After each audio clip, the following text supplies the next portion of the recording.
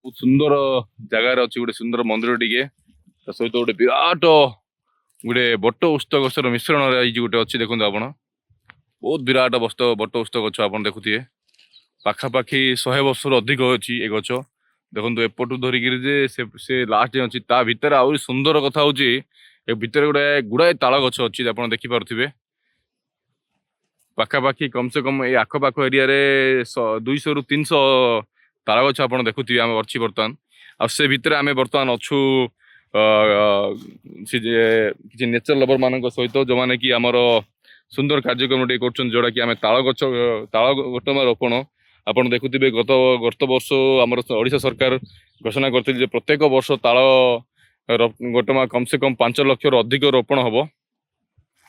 ତ ତାକୁ ଆମେ ସେ ଯୋଉ ଜିନିଷ ଯୋଉ ଘୋଷଣା କରିଥିଲେ ତାକୁ ଆମେ ସମ୍ମାନ ଦେଇ ଆମେ ବର୍ତ୍ତମାନ ସବୁଜ ବାହିନୀ ତରଫରୁ କିଛି ତାଳ ଗୋଟମା ରୋପଣ କରୁଛୁ, ଆପଣମାନେ ଦେଖୁଥିବେ। ତ ଆମେ କଲେକ୍ଟ କରିବା, କାରଣ ତାଳ ଗୋଟମା ଅଟୋମେଟିକ ନ୍ୟାଚୁରାଲି ଯେତେବେଳେ ତାଳ ପାଚେ ସେ ନିଜେ ତଳେ ପଡ଼ିଯାଏ, ସେଠୁ ସେ ଗଛ ହୁଏ। ତ ଆମେ ତାକୁ ନେଇ ଅନ୍ୟ କିଛି ଜାଗାକୁ ସିଫ୍ଟ କରିବା ପାଇଁ ପ୍ଲାନ୍ କରୁଛୁ। ଆମର ଭାଇମାନେ ଅଛନ୍ତି, ଦେଖନ୍ତୁ ଆମର ଅଛନ୍ତି ପ୍ରକାଶ ଯିଏକି ଆମର ଟିମ୍ର ଗୋଟେ ସଦସ୍ୟ ବା ନେଚର ଲଭର, ସିଏ ଆଜି ତାକୁ ଆଜି ପଚାରି ବୁଝିବା ଯେ ତାଳ ଗୋଟମା ସେ କାହିଁକି ରୋପଣ କରୁଥିଲେ, ଆଉ ମାନେ କଲେକ୍ଟ କରୁଥିଲେ, ଆଉ ତାକୁ କେମିତି ତାକୁ ରୋପଣ କରିପାରିବେ ଆଜ୍ଞା ଆଉଥରେ।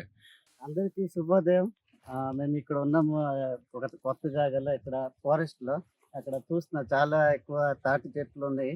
దాంట్లో సీడ్స్ కొన్ని పడినాయి, దాన్ని మేము పట్టుకుని వెళ్తాం అనమాట. అది పట్టుకెళ్ళి వేరే జాగాలో పాతాం. దానివల్ల అక్కడెళ్ళి ఇంకొక కొత్త చెట్టు వస్తుందని మన నమ్మకం అనమాట. దానివల్ల ఇప్పుడు చూడండి మీరు లైటింగ్ స్ట్రోక్ అవుతుంది క్లైమేట్ చేంజ్ వల్ల, అది పిడుగులేదు పడతాయి, అది మనుషుల మీద పడతాయి అనమాట. దానివల్ల చనిపోయిన అంటే ఛాన్సెస్ కూడా ఉంటాయి కదా, ఇంకా జంతువుల మీద కూడా పడతాయి అన్నమాట. సో ఇవి పాతడం వల్ల అది సరిగ్గా మన చెట్టు మీదే పడుతుంది. దానివల్ల ఒక హ్యూమన్ లైఫ్ సేవ్ అవుతుంది అనమాట. ఈ పట్టుకుని వెళ్ళి మేము కొత్త జాగాలో పడతాము. అక్కడ ఒక చెట్టు ఫ్యూచర్లో అవుతుంది. దానివల్ల ఎంతో కొంతమంది అంటే ఫార్మర్స్ ఎక్కువ మంది దీనివల్ల అంటే ఎక్కువ చనిపోతుంటారు, వాళ్ళు సేవ్ అవుతుందని మా నమ్మకం అన్నమాట. Thank you.